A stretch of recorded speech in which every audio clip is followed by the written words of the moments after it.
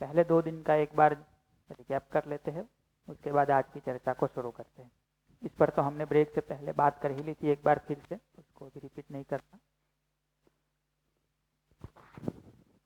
पूरे शिविर के बेस में हम देखेंगे तो चर्चा को यहाँ से शुरू कर रहे हैं कि हमको समझ, संबंध, सुविधा तीनों चाहिए। समझ को देखेंगे तो स्वयं में व्यवस्था, मेरे होने की क्या व्यवस्था है उसको समझना, परिवार में, समाज में और प्रकृति को समझना, चारों लेवल पे उसको जीना। यहाँ जो सिर्फ एक क्षेत्र में जी रहे, छोटे गोले में, सुविधा वाले आयाम में, उसके बदले इस पूरे में जीने लगे, उसी को कहते हैं जीव चेतना से मानव चेतना में संक्रमण। फिर ये जो पहला स्टेज है, मानव में संगीत, मानव में व्यवस्था, उसको शुरू किया तो हमने सबसे पहले सुख और समृद्धि को देखना शुरू किया। सुख को हमने इस रूप में देखा कि हमारे अपने में हार्मनी बनी रहे, हमारे भाव विचार में स्थिरता बनी रहे, जो सही है, जो हमारी समझ है, उसके आधार पे हम जिए, किसी तरह के आवेश में, किसी तरह के दबाव प्रभाव से मुक्त रह करके अपने स्वभाव में जी पाए, व्यवस्था में जी पाए, संगीत में जी पाए, अपने में व्यवस्थित हो पाए, बाहर कहीं भी व्यवस्था में भागीदारी कर पाए, उसी को हम कहते हैं सुख की स्थिति। अन्यथा अंतर्विरोध में होना, कन्फ्लिक्ट में होना, उसको कहते हैं दुख। समृद्धि की परिभाषा को हमने देखा तो उसमें हमने देखा कि आवश्यकता से अधिक की उपलब्धि। तो हमको ये कैलकुलेशन कर सकते हैं कि हमको कितना चाहिए। यदि 8-10 हज़ार तक का आंकड़ा निकलता है तो थोड़ा 1-2 हज़ार ज़्यादा का जुगाड़ भी कमाने का ठीक तरीके से कर सकते हैं, क्योंकि सिर्फ हमको हमारी ही जरूरत नहीं देखनी है, समाज में के लिए भी कुछ करना है। कुछ ना करे तो कम से कम मेहमानों को तो खिलाना पिलाना है। तो उसके लिए जरूरी है कि हमारे पास हमारी आवश्यकता से थोड़ा अधिक हो। तो उसके लिए 2 भाग को हमने देखा था, एक अपनी आवश्यकता को तय करना और दूसरा उससे ज्यादा कमाने का एक रास्ता लेना। तो उसी को इस एक स्लाइड में हमने देखा था। पहला भाग आवश्यक सुविधा का निर्धारण, जो कि किससे होगा, सही समझ से। जैसे एक बहुत कॉमन उदाहरण है जो हम हर शिविर में बताते रहते हैं कि एक गिलास हो जिसका नीचे पेंडी ही टूटा हुआ हो, बेज ही ना हो, तो आप कितना पानी भरेंगे तो आपको लगेगा कि ये भर गया। अभी भरेगा? एक लोग भरेंगे तो नहीं भरेगा, पूरा परिवार मिलके भरने लगे तो भी नहीं भरेगा। दुनिया भर का पानी उसके अंदर डाल दो तो भी नहीं भरेगा। तो हमको कितना चाहिए, ये जब तक हम तय नहीं करते तो अपना कोई बेस नहीं बनता। फिर हम जिंदगी भर उसको भरने में लगे रहते हैं, अपने घर को भरने में लगे रहते हैं, उससे अपने मन को भरने में लगे रहते हैं, लेकिन कभी वो फीलिंग नहीं आती कि भर गए।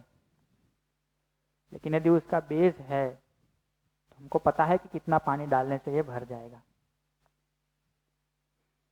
ऐसे ही हमारी समृद्धि के लिए यदि हमने ये बेस बना के रखा है कि हमको कितनी सुविधा की जरूरत है, एक लेवल के बाद हमको लगता है कि भर गया और छलक भी गया, तो हम समृद्धि के भाव तक पहुंच पाएंगे। ये दूसरे वाले पे तो बहुत काम हम लोग कर ही रहे कि कैसे जुटा ले सुविधाएं, कैसे ऐसे हुनर पाले कि जिससे हम ये उपलब्धि कर ले जो हमको चाहिए, कैसे ये उत्पादन कर ले। लेकिन कभी ये भाव नहीं आता कि अब जरूरत से अधिक हो गया या जितना चाहिए था उतना हो गया, कि हमने कोई आधार तय करके नहीं रखा कि हमको कितना चाहिए। उसके कारण से होता यह है कि भरते ही जाते हैं, खुद भर भर के थक जाते, बूढ़े हो जाते, बच्चे को भरने में लगा देते, फिर भी नहीं भरता है। तो कभी समृद्धि का भाव आ ही नहीं पाता है। लेकिन यदि वो बेस हमारे पास है तो हम एक जगह इस भाव को पा सकते हैं कि हमारे पास जितना है वो हमको जितना चाहिए था उससे भी अधिक हो गया है। अब हम भी आराम से जिएंगे, समाज के लिए भी पैसे लगा सकते हैं, कुछ समय दे सकते हैं, तन मन धन लगा सकते हैं। नीचे 2 वाक्य और लिखे हैं जिसको आप आराम से अपने में भी जांच सकते हैं, दूसरों में भी जांच सकते हैं कि जो व्यक्ति वाकई में समृद्ध होता है वो दूसरों को भी पोषण देने का, दूसरों को भी समृद्ध करने का सोचता है। जो व्यक्ति दरिद्र है, जब है तो उसके पास बहुत, बट मन से दरिद्र है, तो हर वक्त दूसरे का शोषण करने के बारे में सोचता है कि कैसे मैं और अधिक पालूं, इससे भी छीन लूं, उससे भी छीन लूं। दूसरी एक लाक्षणिकता ये बताता है कि जो व्यक्ति समृद्ध होगा उसके पास जितना होगा उसका वो सदुपयोग करेगा। जो व्यक्ति अमीर होगा, तो जिसके पास है तो बहुत, फिर भी दुखी है, वो जितना है उसका भी सदुपयोग नहीं कर पाएगा। जितना है उसका भी सदुपयोग नहीं कर पाएगा। तो इससे हमको समृद्धि का एक कॉन्सेप्ट क्लियर होता है। अब ये कैसे पाएंगे, उसका सही हुनर क्या होंगे, उसको हम अपने बहुत सारे रास्तों से देख सकते हैं। और उसमें हमने कहा था कि वो मल्टीपल स्किल वाला मामला है। इसमें संभावित रास्ते तो बहुत सारे हैं, हमारी भी योग्यता होनी चाहिए कि हम अलग अलग 2-4 रास्तों पे चलने के योग्य हो। उसके बाद हम अपने में देखें तो ये दिखता है कि हम अपने को मैं और शरीर के सहअस्तित्व के रूप में देख पाते हैं। शरीर की ज़रूरतों को हमने देखा था कल एक्सरसाइज करके, तो सारी ज़रूरतें सामयिक थी, गिनी जा सके ऐसी थी, नापी जा सके ऐसी थी। मेरी जो ज़रूरत है वो निरंतर है, वो भावात्मक है, गुणात्मक है, उसको नापा तोला नहीं जा सकता, हमको वो निरंतर चाहिए।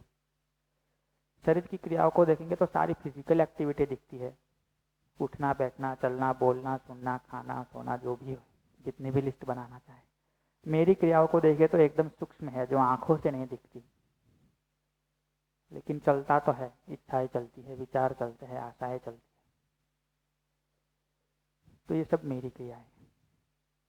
शरीर को देखेंगे तो वो पहचानना और निर्वाह करना करता है, जबकि मेरे में पहचानना निर्वाह करना के साथ साथ मानने का काम तो मैं कर ही रहा हूँ, जानने की संभावना भी मुझ में बनी हुई है। बिना जाने मानने का काम करते हैं तो हम अनिश्चित रहते हैं, जानने के साथ जब मानना, पहचानना, निर्वाह करना करते हैं तो हम सही समझ से सही जिंदगी जी पाते हैं। इसमें हमने देखा था कि हमारी जरूरत तो निरंतर है और हम उसको पूरा करना चाहते हैं सुविधाओं से। तो कहीं ना कहीं हमको लगता है कि सुविधाएं इतनी अधिक मात्रा में चाहिए कि जिससे मुझे निरंतर सुख मिले, तो हम कई तरह के जुगाड़ इसके करते रहते हैं। उसमें हमने देखा था कि यदि हम सदुपयोग के लिए सुविधा को सोच रहे तो तय किया जा सकता है कितना चाहिए। शरीर के पोषण के लिए खाना खाना है तो आप तय कर सकते हैं क्या खाना है, कितना खाना है, कब कब खाना है। सुखी होने के लिए खाना चाहते हैं, फिर कुछ तय नहीं कर सकते कितना खाना है, कब खाना है। तरह तरह का खाने का मन करते रहेगा, यहाँ से खा ले, वहाँ से खा ले, ये खा ले, वो खा ले, फिर वो अनिश्चित हो जाता है। ऐसे ही भोजन, कपड़ा, मकान, सारी चीज़ों को देखें तो शरीर के लिए, शरीर की ज़रूरत है ऐसा मान करके कर रहे तो उसको निर्धारित किया जा सकता है। घर कितना बड़ा होगा, उसमें फर्नीचर किस टाइप का होगा, खिड़की में पर्दे कैसे होंगे। यदि उन सबसे सुखी होना चाहते हैं, उन सबसे सम्मान पाना चाहते हैं, फिर उसको तय करना बड़ा कठिन काम है। तो जब इस तरह से जीते हैं तो हम हर वक्त अपने में दरिद्रता ही पाते हैं और इसे कुचक्र में फंस जाते हैं, जिससे हमको हर वक्त अभाव का भाव महसूस होता है। हर वक्त लगता है हमारे पास कम है, ज़्यादा पाने के लिए प्रयास करते हैं, ज़्यादा पाते हैं लेकिन वो फिर भी असीमित ही है, तो फिर हमको अभाव लगता है, फिर ज़्यादा पाने का प्रयास करते हैं। इसी में पूरी जिंदगी चली जाती है। आज सुबह हमने थोड़ा इसको और अच्छे से देखने का प्रयास किया कि अपनी क्रियाओं को देखे तो कल्पनाशीलता के रूप में हम इसको देख पाते हैं। उसको फैला के देखे तो आस्वादन, चयन, तुलन, विश्लेषण, चित्रण को बहुत ओवरव्यू टाइप का देखा हमने थोड़ा सा। इसी से हम व्यवहार और कार्य करते हैं। इसमें इनपुट कहाँ से आते हैं या किससे ड्राइव होता है उसको देखेंगे तो एक उसका ड्राइविंग फोर्स है मान्यता, एक है संवेदना और एक है सहमत या सहज स्वीकृति। ये थोड़ा कॉम्प्लेक्स जैसा दिखता है, सामान्य इसका वर्जन हमने यहाँ निकाला है, इजी वर्जन। कल्पनाशीलता या तो संवेदना से या मान्यता से या समझदारी से चलती है, उसी बेस पे हम व्यवहार, कार्य, व्यवस्था में भागीदारी करते हैं। इसको हर वक्त जांचने की जरूरत है कि ये जो हमें कल्पनाएं चलती है वो समझदारी से चलती है या मान्यताओं से चलती है। उसके कुछ उदाहरण भी हमने देखे। जब भी ये समझदारी से चलना शुरू होगी तो हमारा व्यवहार, कार्य ठीक होगा, हम अपने में संगीत में कल्पनाशीलता को पाएंगे, सुख की स्थिति को पाएंगे। स्वास्थ्य की परिभाषा हमने देखी थी कि शरीर में के अनुसार कार्य करे और शरीर के हर अंग प्रत्यंग में एक व्यवस्था हो, शरीर अपने में व्यवस्थित ढंग से बना रहे।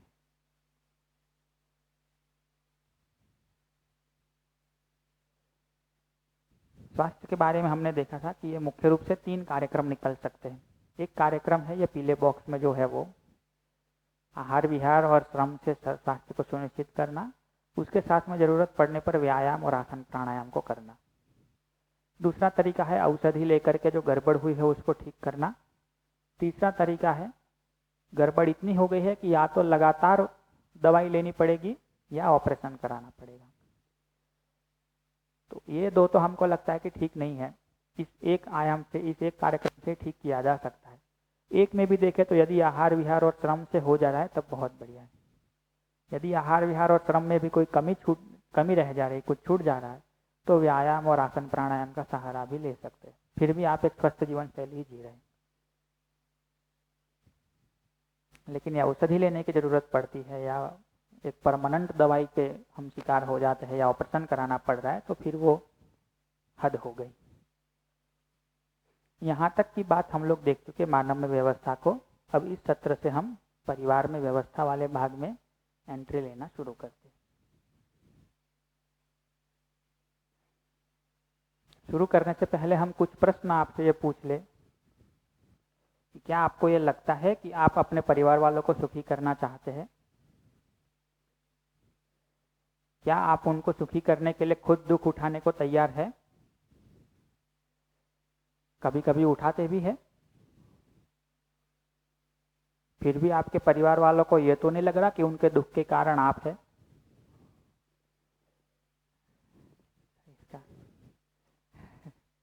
सभी के साथ ऐसा है? ऐसा ही है। आप चाहते हैं कि परिवार वालों को सुखी करे। परिवार वालों को सुखी करने के लिए कभी खुद दुख उठाना पड़े तो उठाने को तैयार भी है, उठाते भी है। फिर भी परिवार वालों से पूछे कि आपके दुख का कारण क्या है, तो उत्तर में आप निकलते हैं। इसका उल्टा भी पूछ ले कि आपके परिवार वाले आपको सुखी करना चाहते हैं? क्या आपके परिवार वाले आपको सुखी करने के लिए खुद दुख उठाने को तैयार है? आपको सुखी करने के लिए आपके परिवार वाले दुख उठाते भी है? आपको भी तो ऐसा नहीं लगता कि आपके दुख के कारण वो है?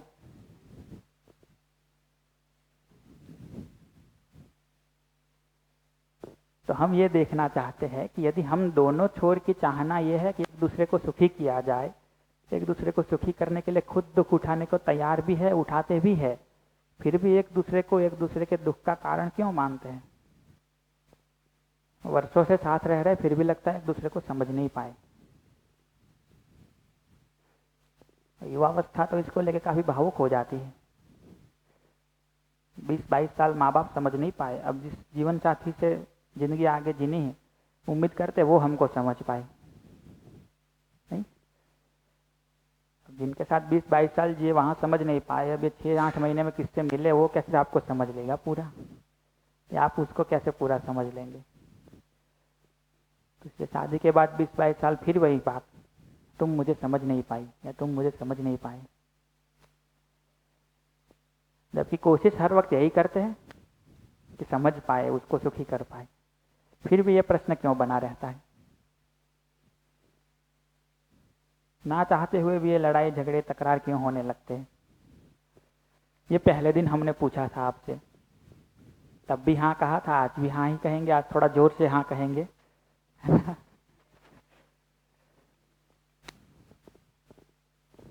ये सबसे बड़ा प्रश्न है। यदि हमको लगता है कि संबंध महत्वपूर्ण है तो आपस में ये बातचीत बंद क्यों हो जाती है? कम्युनिकेशन बंद क्यों हो जाता है? कई बार तो ऐसा बंद हो जाता है सालों तक शुरू नहीं होता ने?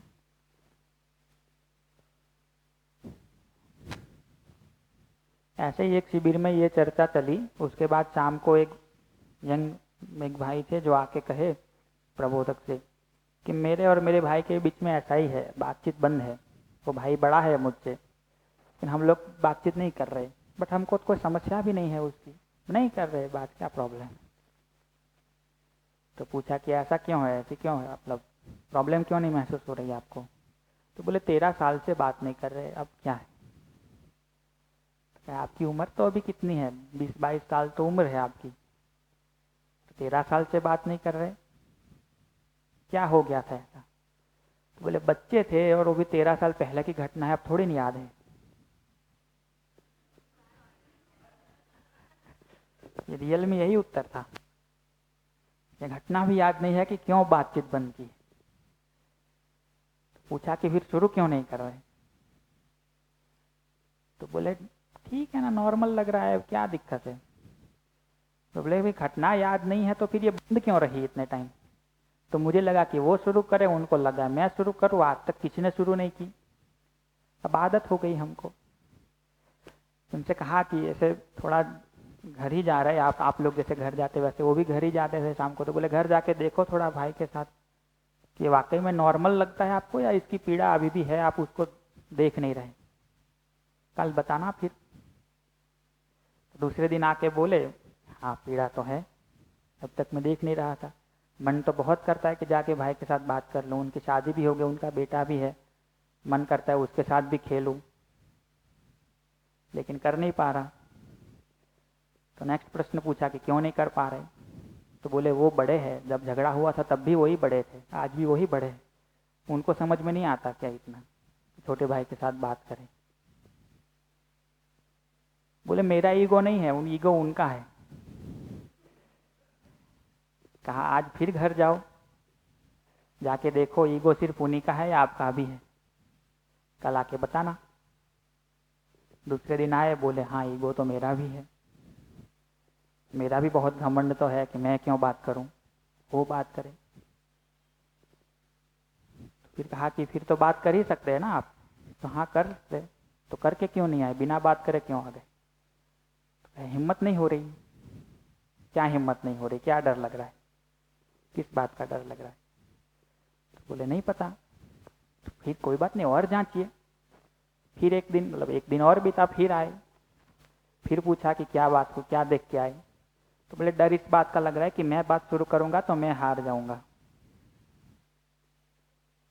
ये जो सालों से लड़ाई चल रही है, अब तो घटना भी याद नहीं रही, मुद्दा भी याद नहीं रहा किस बात की लड़ाई, अब सिर्फ किस बात की लड़ाई है? अहंकार की लड़ाई है। बात मैंने शुरू कर दी मतलब मैं हार गया, वो जीत गए। बात मैंने शुरू कर दी, मैंने माफी मांग ली मतलब मैं गलत सिद्ध हो गया, वो सही सिद्ध हो गए। अब अनफॉर्चुनेटली वो लास्ट दिन था शिविर का, तो फिर ये उनसे पूछ नहीं पाए कि आपने बात शुरू की कि नहीं की। बट यहां तक तो वो पहुंचे। शुरू कहां से किए थे? 13 साल से बात नहीं कर रहे, कोई प्रॉब्लम नहीं है, फिर कहे प्रॉब्लम है, फिर कहे ईगो भी है, फिर कहे मेरा ईगो है, कहे हिम्मत नहीं हो रही। क्यों हिम्मत नहीं हो रही? हारने का डर लग रहा है। ये जीतना हारना कहाँ होता है? संबंध में होता है, युद्ध में होता है। अब घर में जो जी रहा है युद्ध है, संबंध है। युद्ध में और संबंध में एक और फर्क है, युद्ध में एक जीतता है, एक हारता है। संबंध में या तो दोनों जीतते हैं या दोनों हारते हैं। दो भाई बात नहीं कर रहे, कौन जीता कौन हारा? दोनों हारे। माँ बाप और मतलब बाप और बेटे के बीच बात बंद हो गई, कौन जीता कौन हारा? दोनों ही हार गए। हम क्या मान के चल रहे, हम बात करेंगे तो हम हार जाएंगे, वो जीत जाएंगे? युद्ध थोड़ी कर रहे।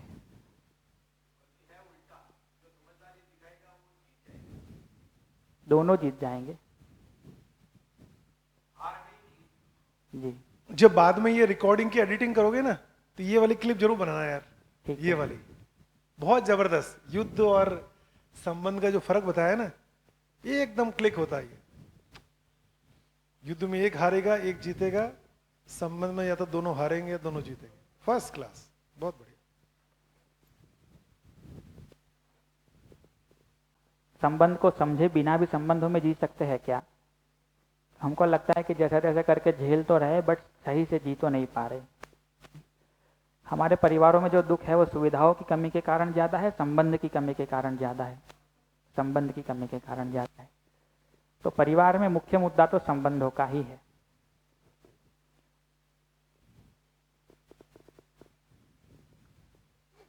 सुविधा तो एक साधन के रूप में प्रयोग में ली जाती है, उतना ही ना।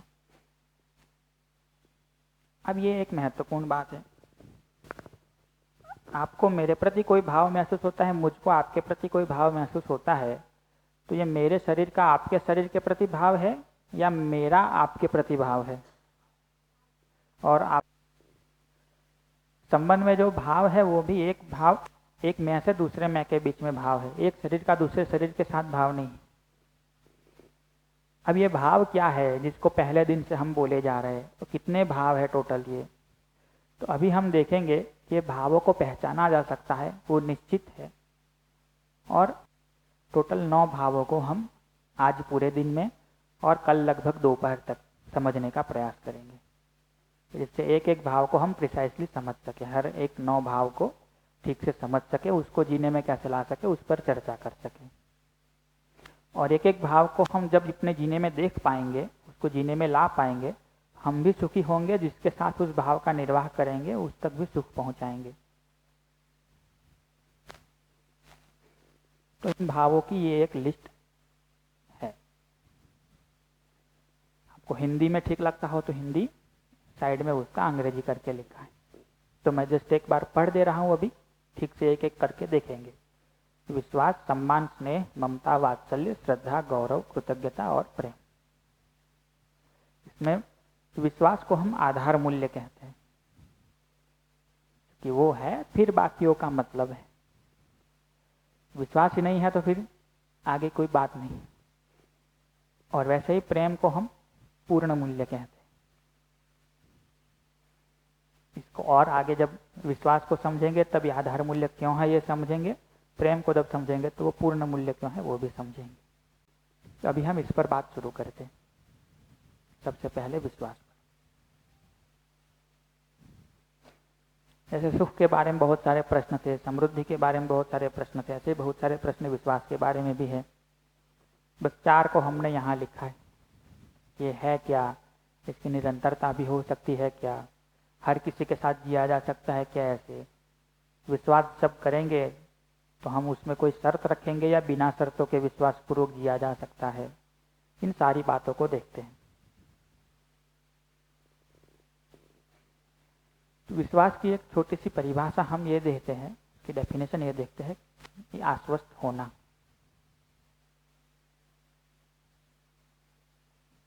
आश्वस्त होना तो समझते हैं ना, एश्योर होना। जैसे ये छत गिरेगी नहीं, उसका मुझे आश्वस्त, मैं आश्वस्त हूं, तो छत पर भरोसा है, विश्वास है कि गिरेगी नहीं। आपके साथ बात करता हूं तो आप मेरा अपमान नहीं करेंगे, आप मुझे दुखी करना नहीं चाहते, ये आप पर विश्वास है, मतलब आप पर प्रति मेरी आश्वस्ति है कि आप ऐसा नहीं करना चाह रहे। इसको कहते हैं आश्वस्त होना। गुटली लगाई है तो आम ही निकलेगा, यह है आश्वस्त होना। लेकिन एक आदमी अंदर एंटर किया है, अब वो कैसे व्यवहार करेगा ये पता नहीं है, तो इसको कहते हैं आश्वस्ति नहीं है। ठीक है, बट और ठीक से इसको देखते हैं। आश्वस्त किस बात पर होना, तो दूसरा मेरे सुख समृद्धि के अर्थ में है ऐसा हमको स्पष्ट होना। आज के दिन कितने लोग आपकी जिंदगी में ऐसे हैं जिनके बारे आप 100% श्योरिटी के साथ कह सकते हैं कि वो आपकी सुख समृद्धि ही चाहते हैं, आपको दुखी करना नहीं चाहते।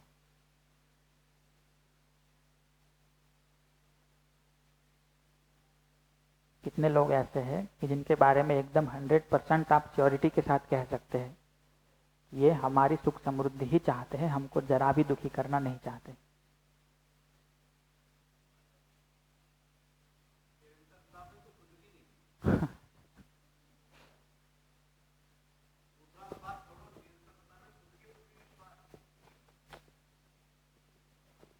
क्यों ऐसा है और इसको कैसे देखेंगे, आगे बढ़ते हैं। तो ये क्यों ऐसा है कि हमको ये विश्वास नहीं बन पा रहा, उसको लेके एक छोटा सा एक्सरसाइज करते हैं। तो हम आपको यहाँ 8 प्रश्न पूछेंगे। 4 प्रश्न हम पूछेंगे आपके अपने बारे में, 4 प्रश्न पूछेंगे किसी दूसरे के बारे में। दूसरा मतलब कोई भी ऐसा व्यक्ति जिसके साथ आप अभी इस भाव को चेक करना चाहते हैं। आप तो आप है ही खुद, दूसरा ऐसा जिसके साथ अभी आप इस भाव को चेक करना चाहते हैं। तो 4 प्रश्न आपके बारे में पूछेंगे, उसका उत्तर तो आप ही देंगे। 4 प्रश्न उस दूसरे व्यक्ति के बारे में पूछेंगे, उसका उत्तर भी आप ही देंगे। तो पूछते हैं धीरे धीरे।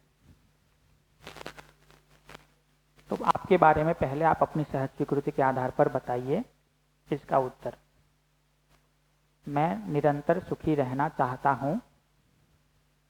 आपका अपना उत्तर क्या है? हाँ। मैं दूसरे को निरंतर सुखी करना चाहता हूं।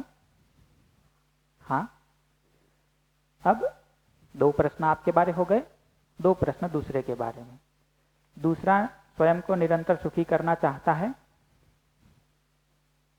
जिस भी दूसरे व्यक्ति के बारे में आप सोच रहे उसके बारे में सोच के कहिए, क्या वो खुद निरंतर सुखी होना चाहता है? हाँ। दूसरा मुझे निरंतर सुखी करना चाहता है।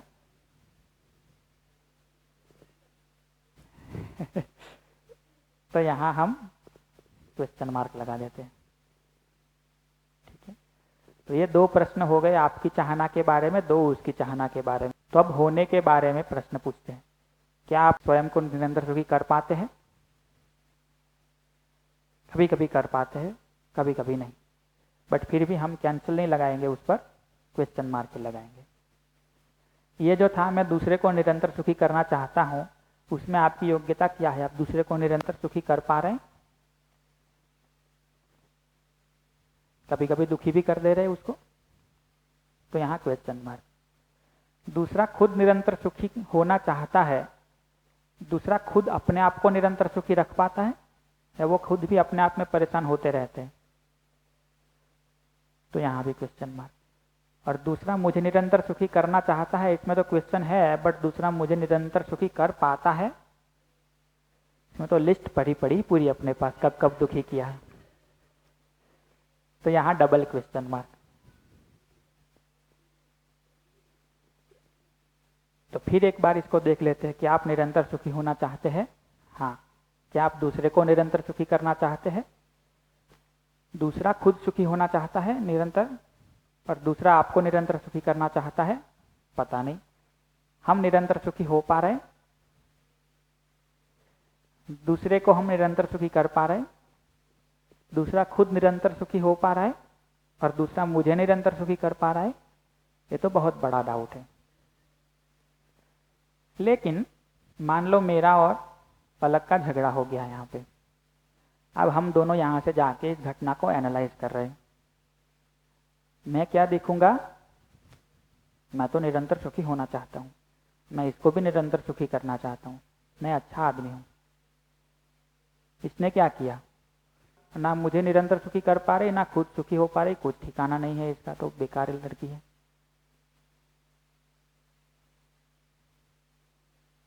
तो जब भी हम किसी से झगड़ा करते हैं, हम अपने बारे में क्या सोचते हैं? मेरी चाहना ठीक है, मैं खुद सुखी होकर के जीना चाहता हूं, उसको भी सुखी करना चाहता हूं, तो हम तो अच्छे हैं, हम तो अच्छी ही चाह रखते हैं। दूसरों के बारे जब सोचते हैं तो ये सोचते हैं कि क्या वो खुद सुखी हो पा रहा है, क्या वो मुझे सुखी कर पा रहा है? तो हम कहते हैं आदमी बेकार है, मुझे दुखी ही करना चाहता है। वाकई में दुखी करना चाहता है या योग्यता नहीं है?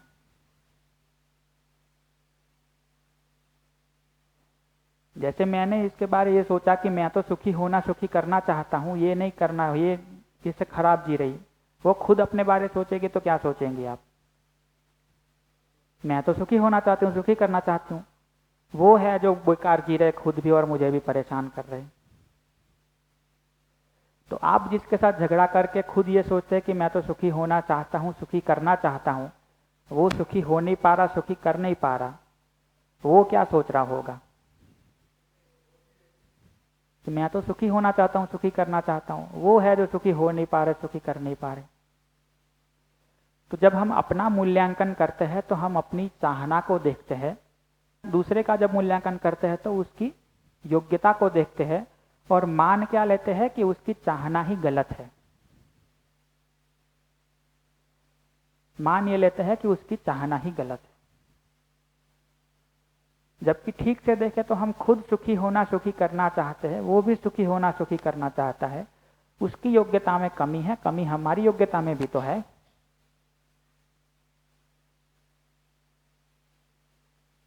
कमी हमारी योग्यता में भी तो है। ये दूसरे हैं जो गड़बड़ करते हैं और हमारे साथ भी ठीक से जीते नहीं हैं, तो उनकी चाहना ही गलत है। ये दूसरे लोगों की चाहना गलत है, या वो खुद अपने में अपनी अयोग्यता के कारण बहुत परेशान है और उस परेशानी के कारण ऐसा बुरा जी रहे, चाहते तो वो भी अच्छा ही है। अब ये जो एक छोटी सी गलती है, दिखती है छोटी सी, कि अपनी चाहना को देखा, दूसरे की योग्यता को देख के उसको उसकी चाहना मान लिया। थोड़ा ध्यान से अपनी अब तक की जिंदगी को याद करेंगे तो दिखेगा कि अब तक न जाने कितने संबंध ऐसे हमने तोड़ दिए कि दूसरे की चाहना तो ठीक थी ही, बस उसकी योग्यता की कमी के कारण हम परेशान होकर के उसकी चाहना पे डाउट कर दिए। उसकी योग्यता की कमी के कारण हमने उसकी चाहना ही गलत मान ली और उसके साथ संबंध तोड़ दिया। तोड़ नहीं दिया तो भी भाव तो अपने में काफी खराब करके चल ही रहे।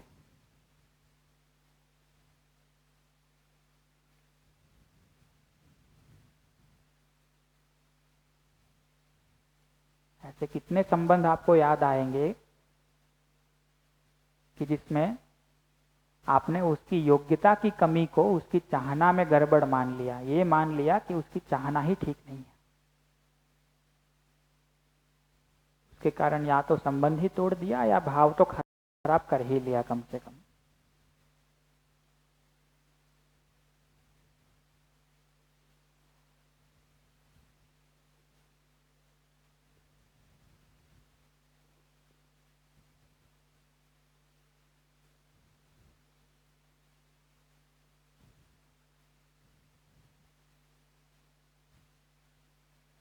तो देखने की जरूरत बस इतनी ही है।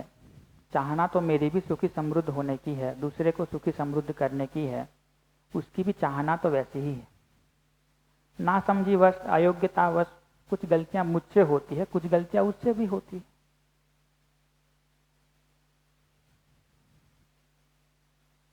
लेकिन ये जब भी दूसरों की गलती को देख के हम चिढ़ जाते हैं, गुस्सा कर देते हैं, इरिटेट हो जाते हैं, झगड़ा कर देते हैं, बोलना ही बंद कर देते हैं, उसके मूल में देखेंगे तो दिखेगा कि कहीं ना कहीं जाने अनजाने हमने उसकी चाहना पे डाउट कर लिया। उसकी अयोग्यता को उसकी चाहना में कमी या गलत चाहना मान लिया। इसी को कहते हैं कि हमको उससे विश्वास उठ गया, हमको ये लग गया कि ये मुझे दुखी करना चाहता है।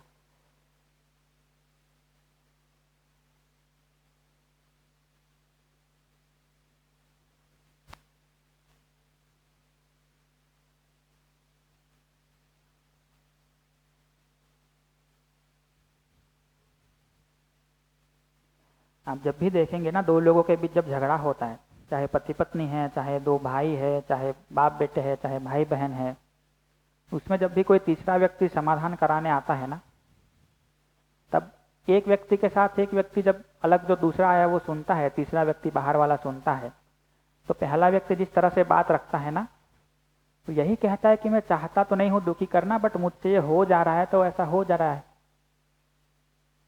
कुछ कुछ ऐसी बात रखते हैं। आप दूसरे को जब सुनेंगे तब वो भी ये बात रखते हैं, बट जब आपस में बात करते तो इतनी क्लैरिटी से बात क्यों नहीं कर पाते। जब भी आप किसी से झगड़ा करते हैं, अब किसी तीसरे के साथ शिकायत करने जा रहे हैं, उसको क्या शिकायत जिससे कर रहे हैं उसको क्या कहते हैं? ठीक यही सब कहते हैं। तो दूसरा व्यक्ति जब शिकायत करता है तो वो क्या कहता है? ठीक यही सब कहता है कि जब दोनों आपस में बात करने बैठते तब क्यों इतनी क्लैरिटी से बात नहीं कर पाते, तब क्यों ये देख नहीं पाते कि हम दोनों की चाहना ठीक है, हम दोनों एक दूसरे का भला चाह रहे हैं, हम दोनों एक दूसरे को सुखी करना चाह रहे हैं। कहीं मेरी अयोग्यता है, कहीं आपकी अयोग्यता है, तो क्या करे? बोलना बंद कर दे, संबंध तोड़ दे, झगड़ा कंटिन्यू रखे, या बैठ के साथ मिल करके कुछ दोनों की योग्यता बढ़ाने का काम करे?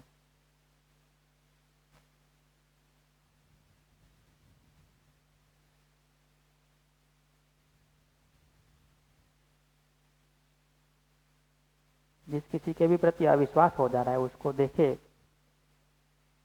क्या करे? अब झगड़ा कंटिन्यू रखे, ऐसे ही चाहना पे डाउट करते रहे, बोलना ही एकदम बंद कर दे, या ये भी देखे कि चाहना तो उसकी भी सही है, कहीं ना कहीं खुद किन्हीं कारणों से परेशान है, तो मेरे साथ भी अब परेशानी भरा व्यवहार कर दे रहा है। कभी मुझसे भी गलतियां हो जाती हैं, मेरी भी योग्यता में कहीं तो कमी है, दोनों मिलके आगे बढ़े। अब हम ये कैसे उनकी अयोग्यता की कमी को उनके चाहना पे डाउट मान लेते हैं ना, उसका एक सिंपल एग्जांपल देखते हैं। कि आपको कभी कहा जाए कि किचन से ग्लास लेके आओ, कुछ अचार की बरनी लेके आओ, आपके हाथ से गिर गई, ग्लास गिर गया, टूट गया, आपकी भाषा क्या बनती? मुझसे गिलास टूट गया। यदि दूसरे ने किया होता तो उसने गिलास तोड़ दिया। आपसे कोई चीज खो गई, दूसरे ने वो चीज खो दी, तो वो भी गिलास तोड़ने के लिए अंदर गया था क्या? या उसकी भी कहीं योग्यता में कमी थी तो उससे भी टूट गया। मुझे कभी कभी गुस्सा आ जाता है, दूसरा गुस्सा करता है, वो ऐसा जब बोलता है तो मेरे से रहा नहीं जाता, तो मुझसे ये बोल लिया जाता है, तो वो तो जानबूझ के ये बोलता है। एक्सीडेंट होता है तो मुझसे ये गलती हो गई, गाड़ी ठोक दी गई, मतलब हो गया, तो दूसरे ने तो जानबूझ कर ठोकी। निकला ही था ये सोच के कि आपकी गाड़ी को ठोकना ही है, आप तो ढूंढ के कहीं भी घूम रही हो।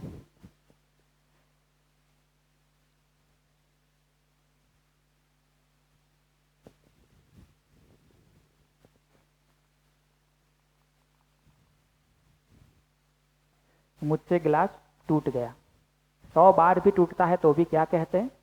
टूट जाता है।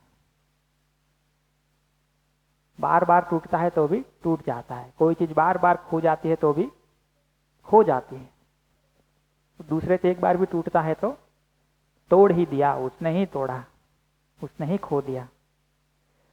नहीं, ऐसे ही संबंध में देखेंगे ना, उसने जितनी बार कुछ गलत बोला, उसने जानबूझ के बोला, हमको दुखी करने के लिए बोला।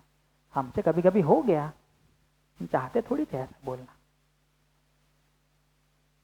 चाहते थोड़ी थे शिकायत करना, हमसे हो गया। तो चाहे हम 10-15 बार बोले हो, उसने 2 बार ही बोला हो, पर उसने 2 बार बोला है, हमसे 10 बार हो गया है। हम ये नहीं कह रहे कि गलती सिर्फ हमारी है, हम ये कह रहे हम भी गलती करना नहीं चाह रहे, दूसरा भी गलती करना नहीं चाह रहा। हम क्यों ऐसा मान लेते हैं कि मुझसे तो गलती हो ही जाती है? हम अपने बारे ये मान लेते हैं कि मैं तो विशेष हूं बड़ा, मैं थोड़ी कोई गलती करना चाह रहा हूं, और दूसरा तो है ही बेकार, गलतियां ही करता रहता है।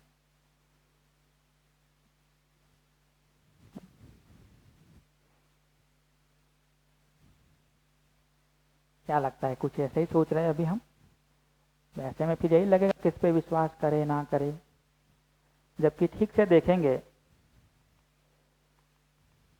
तो हमको ये दिखता है कि ये जो अपना तरीका है ना, ये हमारी चाहना को देखना, दूसरे की योग्यता को देख के उसकी चाहना पे शंका कर लेना, उसके बदले हम ये देखें कि मेरी भी चाहना ठीक है, उसकी भी चाहना ठीक ही है, लेकिन गलतियां मुझसे हो रही है, ऐसे गलतियां उससे भी हो रही है।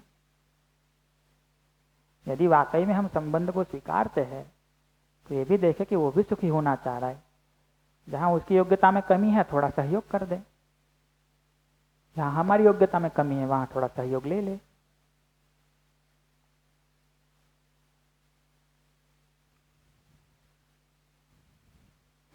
जैसे इसका एक उदाहरण हम बार बार बताते हैं, कोई आपको कुछ बोल दे, आप उस शब्दों के कारण दुखी होते हैं, या आप ये मान लेते हैं कि वो व्यक्ति आपको दुखी करना चाहता था, उसका भाव आपके प्रति ठीक नहीं है, इसलिए आप दुखी होते हैं। कैसे पता चलेगा? एक ही तरह के आपको खराब शब्द कोई अनजान व्यक्ति बोल ले तो दुखी नहीं होते, कोई अपना बोल ले तो शब्दों से दुखी होते हैं, या हम ये मान लेते हैं कि ये व्यक्ति मुझे दुखी करना चाहता है। तो इसका एक और उदाहरण बताता हूँ। आप किसी अनजान जगह जा रहे, आप किसी बिल्डिंग में एंटर कर रहे, जैसे आप दरवाजा खोल के अंदर गए, किसी ने आपको थप्पड़ मार दिया, आपको दुख होगा। ये कैसा व्यक्ति है, दुखी करना चाहता है सबको। अभी तो मैं एंट्री ले रहा था, तब से थप्पड़ मार दी जान बिना पहचान। तो आप बाहर निकल गए, तुरंत बाहर निकल के ऐसे ऊपर देखा तो बोर्ड पड़ा, तो पागल खाना था। अब आप दुखी हो रहे, हंस रहे, क्योंकि अब आपको उस व्यक्ति की चाहना पे डाउट नहीं है। अब आपको पता चला कि अयोग्य योग्यता नहीं है उसकी समझदारी से जीने की, तो पागलपन कर रहा है। लेकिन पहली बार में क्या मान लिया था कि चाहना ही गलत है, दुखी ही करना चाह रहा है। जब पता चलता है कि पागल है, तो वैसे ही ये जो डाउट था, ऐसा जो सोच रहे थे, उसके बदले ये देखते हैं चाहना की कमी नहीं है, योग्यता में कमी है। हमारे आसपास भी जो लोग हैं सब पागल तो नहीं है, बट योग्यता में कमी तो है। संबंध में जीने की, संबंध को समझने की, भाव को समझने की, भाव की निरंतरता को बनाए रखने की हमारी भी योग्यता नहीं है, उनकी भी नहीं है। हम भी समझ रहे, लड़खड़ा रहे, वो भी समझ रहे, लड़खड़ा रहे, कभी गिर रहे।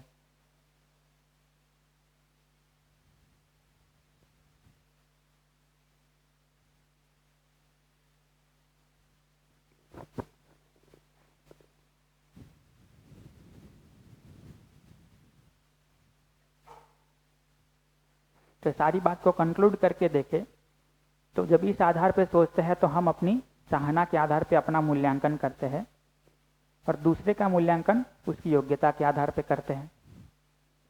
लेकिन उसकी योग्यता का मूल्यांकन करके हम उसको शिफ्ट कर लेते हैं कहाँ, कि गड़बड़ उसकी चाहना में है, और उससे फिर हम अपने में दुखी होते रहते हैं, विरोध करते रहते हैं उस व्यक्ति का। इसको कह रहे कि हम उसके साथ विश्वास पूर्वक नहीं जी रहे, उसके बदले उसके ऊपर खींच आ रही है, चीड़ आ रही है, क्रोध आ रहा है, उसके प्रति विरोध का भाव आ रहा है।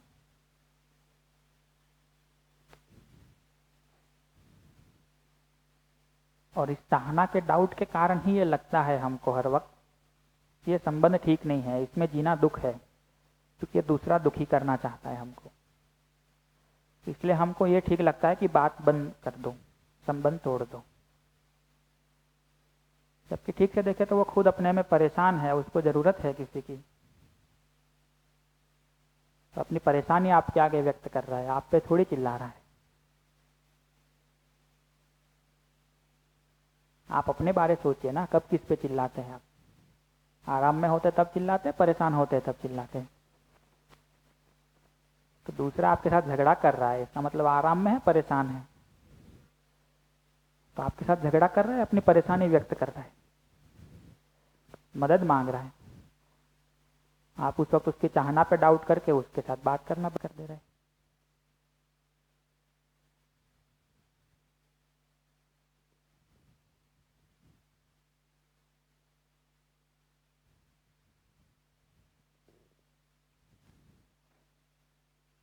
तो सारे संबंधों में जितनी भी समस्याएं हैं ना, उसके बेस में देखेंगे, चाहे कितने भी अलग अलग तरह की समस्या हो, कितनी भी वैरायटी की समस्या हो, सबके बेस में देखेंगे, दिखता यही है कि एक दूसरे की चाहना पे शंका हो गई। एक दूसरे के बारे में ये मान लिया कि ये हमको दुखी करना चाहता है। जब तक आपका ये विश्वास बना है कि ये मुझे दुखी करना नहीं चाह रहा, बल्कि ये मुझे सुखी करना चाह रहा है, तब तक वो कितनी भी उठापटक कर ले, आप उसके साथ संबंध बना के ही रखते हैं और उतना ही शांति से व्यवहार हर वक्त करते हैं। जैसे बच्चे को खाना नहीं खाना होता तो कितना भी सर पटकता है, कूदता है, चिल्लाता है, रोता है, सब करता है, माँ को भी मारने लगता है, बट माँ को पता है ये कोई मुझे दुखी नहीं करना चाह रहा। तो बच्चा कितना भी कर ले, माँ अपना एक शांत व्यवहार बनाए रखती है, संबंध का भाव बनाए रखती है। यदि ये हो गया कि पिताजी के साथ या किसी के साथ झगड़ा करके आई है और खुद परेशान है, और फिर बच्चा शरारत कर रहा है या चिल्ला रहा है तो एक दो थप्पड़ मार भी देगी, लेकिन वो करने के बाद भी चाहना पे तो शंका नहीं करती।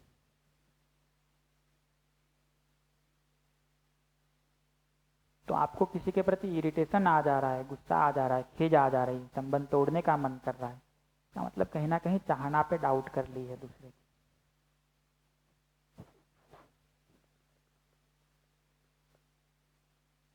तो ये चाहना पे डाउट कर लिया है, सही किया गलत किया है? मुझे इसको बैठाने में मन में बहुत टाइम लगा। मैंने इसको फिर तो अलग तरह से बैठाया, तो ठीक है कि नहीं हुआ, तो उसको खोलो आप इस पीपीटी को। ऐसा तो मैंने इसको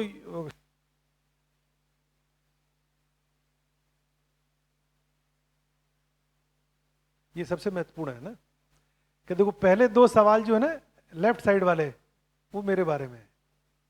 तो मैं स्वयं को निरंतर सुखी करना चाहता हूं, सही, तो पूरा एक में से एक नंबर आ गया।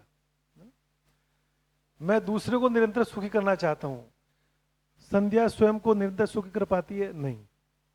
संध्या मुझे निरंतर सुखी कर नहीं, तो उसके योग्यता में उसके भी 0 आ गए। तो अब मैंने क्या देखा कि मेरी चाहना में 100% नंबर थे, योग्यता में 0 थे। तो मैं अपने आप को मानता हूं यार कुछ करना है, सुधार करना है, योग्यता और बढ़ानी, समझ बढ़ानी है। पत्नी के चाहना में 50% ही आए तो डाउट हो रहा है, विश्वास नहीं हो रहा उस पर, और योग्यता में उसके भी 0 है, मेरे भी 0, उसके भी 0 है। तो अभी तो ये चल रहा है, इस चक्र में झगड़े होते रहते हैं। फिर होता क्या, जैसे वंदन ने बताया, हम जब तीसरे के पास जाते हैं, मान लो मेरे बेटे का झगड़ा हुआ और मैं पापा के पास गया, मेरे पापा के पास, तो मैं उनको ये बोलूंगा नहीं तो मैं तो सही था, मैं ऐसा थोड़ी करना चाह रहा था, उसने गलत समझ लिया। तो मैं अपनी चाहना के बारे में बार बार उनको प्रूफ देता हूं कि मैं ठीक था, मैं ठीक सोच रहा था, मैंने जो कहा वो ठीक बोला, वो शायद समझ नहीं पाई मुझे, या समझ नहीं पाया मेरा बेटा मुझे, है ना। तो मैं अपनी चाहना सही है, ये बार बार मैं भरोसा दिलाता हूं मीडिएटर को, क्योंकि मेरा कहने का मतलब ये थोड़ी था तुमने गलत समझ लिया, मैं तो सही कर रहा था। तो अपनी चाहना के बारे में बार बार भरोसा दिलाता हूं मैं मीडिएटर को। ऐसी जब वो उससे बात करता है मीडिएटर, तो वो भी ये कहता नहीं, तो मैं भी ये नहीं कहना चाह रही थी, वो गलत समझ लिए, मैं ये थोड़ी चाह रही थी, मैं उनको दुखी करना थोड़ी चाह रही थी, मेरा कहने में थोड़ा था, मैंने तो ये कहा था, उन्होंने ये समझ लिया। तो इसने अच्छा बताया कि मीडिएटर के बाद दोनों व्यक्ति अलग अलग जब मिलते हैं, दोनों बार बार यही जोर दे रहे होते हैं कि हमारी चाहना गलत नहीं है, मैं तो ठीक ही हूँ, मेरा इंटेंशन गलत नहीं है, उसने गलत समझ लिया मुझे, या मेरे वाक्य को शायद कम्युनिकेशन गैप हो गया, कुछ वो और समझ लिया, मैं तो चाहती ये थी या मैं चाहता ये था। तो हम बार बार मीडिएटर को अपनी इंटेंशन बारे में बता रहे हैं। तो अभी चूंकि हम दोनों एक दूसरे के इंटेंशन में डाउट कर रहे हैं, तो झगड़ा हो रहा है, विश्वास नहीं हो पा रहा है एक दूसरे के ऊपर, और झगड़ा होता जा रहा है। मीडिएटर को हम दोनों समझाने का प्रयास करते थे, नहीं हमारा इंटेंशन गलत नहीं है। तो अब यहां पे ये बताया जा रहा है कि अब ऐसे आके मेरे मन में बैठा है फिर ये फाइनली, कि अगर इस शिविर में मेरी पत्नी भी हो, संध्या भी, तो वो भी जब सवालों को जवाब देगी, तो लेफ्ट के तो ऊपर के 3 सवाल पे वो यस बोलेगी, नीचे के सवाल पे नो बोलेगी, और मैं भी ऊपर के 3 सवाल पे यस बोल रहा हूं, नीचे पे नो बोल रहा हूं। तो मैं मान रहा हूं उसका इंटेंशन ठीक नहीं है, वो मान रही मेरा इंटेंशन ठीक नहीं है, लेकिन सेकंड सवाल जो है लेफ्ट का ही, तो वो भी यही कह रही है कि मैं दूसरों को निरंतर सुखी करना चाहती हूं, मैं भी कह रहा हूं मैं दूसरों। तो एक्चुअल में इंटेंशन उसका गलत नहीं है, लेकिन हम समझ नहीं पा रहे हैं, इसलिए एक दूसरे के इंटेंशन पर डाउट कर रहे हैं, इसलिए विश्वास नहीं कर पा रहे, इसलिए झगड़ा हो रहा है। तो ये टेबल देखने के बाद मुझे घर और बाहर थोड़ा अब विश्वास आसानी से रहता है, क्योंकि अब विश्वास से जब बात सुनते हैं सामने वाले की, तो योग्यता में कमी भी दिखती है, हम सहमत नहीं भी होते हैं, तो उसमें गुस्सा नहीं आता, विरोध का भाव नहीं आता, ये लगता है चलो ठीक है, बैठ के बात की जा सकती है, क्योंकि चाहना गलत नहीं, इंटेंशन गलत नहीं है। पहले तो बात ही नहीं बन पाती थी, बात ही कैसे करें, हमको लगता है मैं सही हूँ, उसको लगता है वो सही है, तो बात कौन करे, पहले वही कौन है जो पहले बोले वो छोटा हो गया, कौन बोले। तो यहां आके मुझे ऐसे मैंने बैठाया भी वंदन इसको। अब ये जो योग्यता में भी आप बता रहे ना कि मेरे भी 0 है, उसके भी 0 है, उसको भी थोड़ा देखेंगे कि आपकी रिश्तेदार से जितनी अपेक्षाएं हैं ना, उसकी कभी एक बार बैठ कर लिस्ट बनाइए, जितनी भी निकले, 10, 15, 50, 20, 100 जितनी भी अपेक्षाएं आपकी उससे निकले उसकी लिस्ट बनाइए। उसमें से फिर देखिए कितनी पूरी हो रही है, कितनी पूरी नहीं हो रही।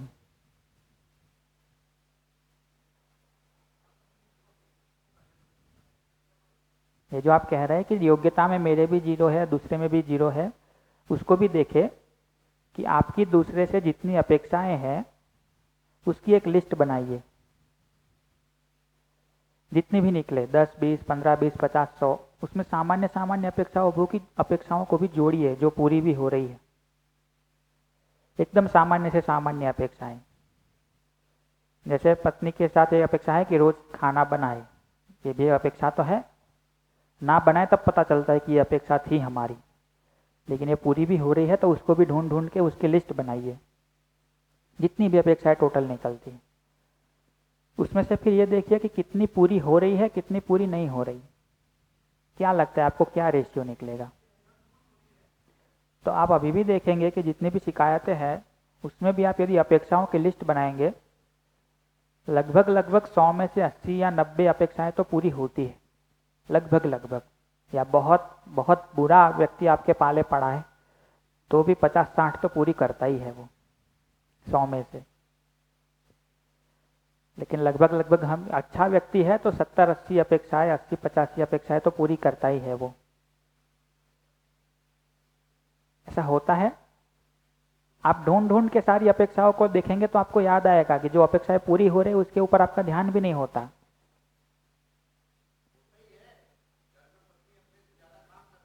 जी,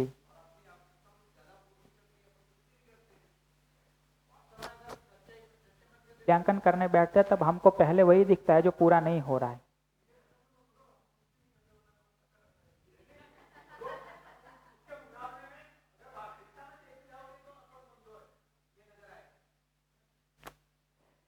लेकिन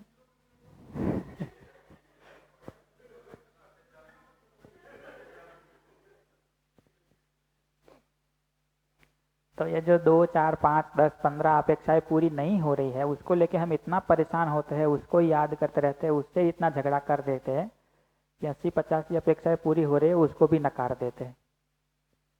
कह देते हैं आदमी बेकार है, दुखी ही करना चाहता है। जबकि ऑलरेडी 70-80% अपेक्षा तो पूरी ऑलरेडी कर रहे हैं वो, कुछ परसेंट ही नहीं कर पा रहा, और वो भी कर नहीं पा रहा। ऐसा नहीं है कि करना चाहता नहीं।